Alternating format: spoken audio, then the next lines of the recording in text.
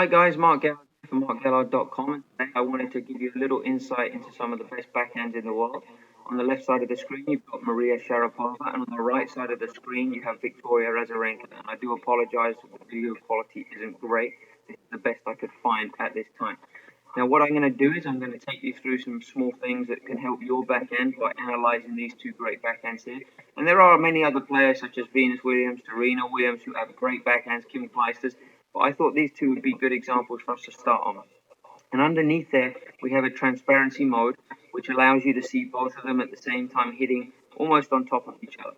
Now, what I'm going to do here is take you through very slowly, and what I want you to notice right away is the good ready position that both of them have, okay? And you'll see here, both of the girls have a nice situation with their knees flexed, and their racket is ready to hit either a forehand or a backhand. Now, as I roll the tape through, what you're going to notice, and this is one of the first things that a lot of players are surprised about, is the racket position. And I want you to see how both girls have the racket facing directly up to the sky, perpendicular to the floor. The tip of the racket is facing up.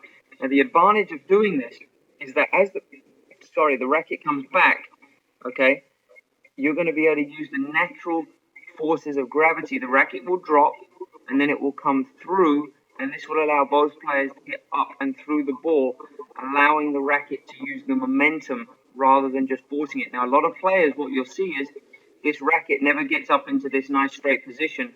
Instead, it stays a little bit more out, and I will show you now what I mean. A lot of players will have their racket come straight from here directly back. And the big disadvantage with that is that you really lose the important forces that are associated with letting the racket hit the ball for you. So what we're going to do now, as we get into this position again, we're going to notice that the racket comes up, and immediately she starts to turn her shoulders and her hips. Okay? Now both girls here very similar in position. Again, racket still facing nice and high.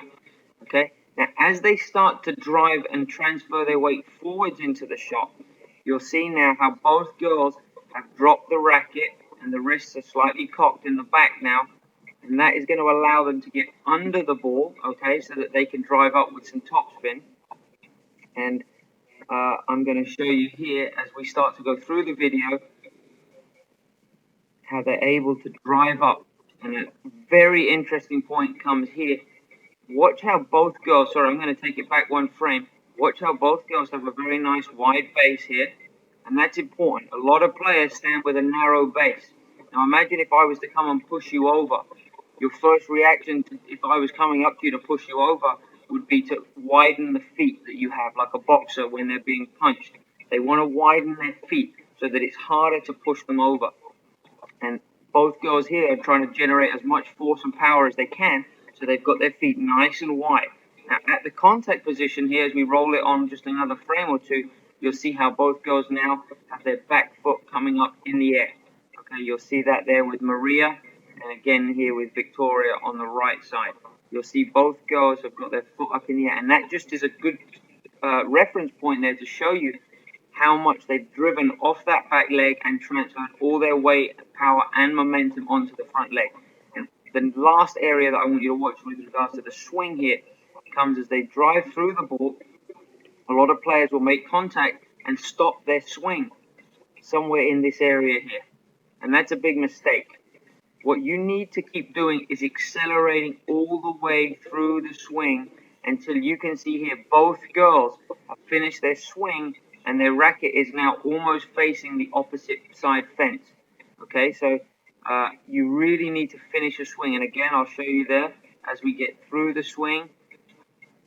They meet that line, and that's the same for Victoria as well. I'll draw that on Victoria's right here. Her racket is also facing the near side fence, and that's a great reference point there for you to see just how fast they're finishing that swing.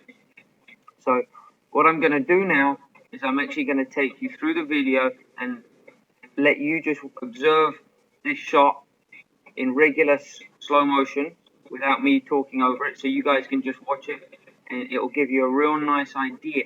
But with the three key points that we want to notice today out of these swings are the wide base, the nice preparation with the racket facing very high to the sky and letting it naturally fall down with the momentum, and then finishing the swing fast across your opposite shoulder. Okay, so I'm just going to let the tape roll now, and you guys can watch through it just a couple of times.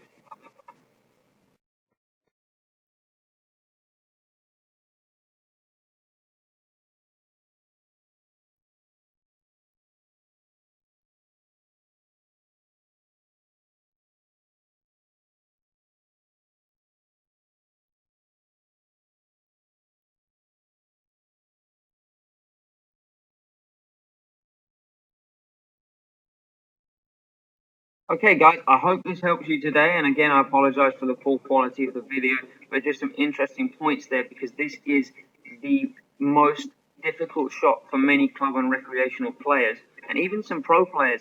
And one of these shots, the great thing about this shot, excuse me, is that it can become a weapon very fast. A lot of players do feel more comfortable because they have two hands and they feel a little bit more strength, but they're not sure technically what to do. And you find a lot of players are afraid to hit out on their backhand in fear of missing, just like they do on their forehand.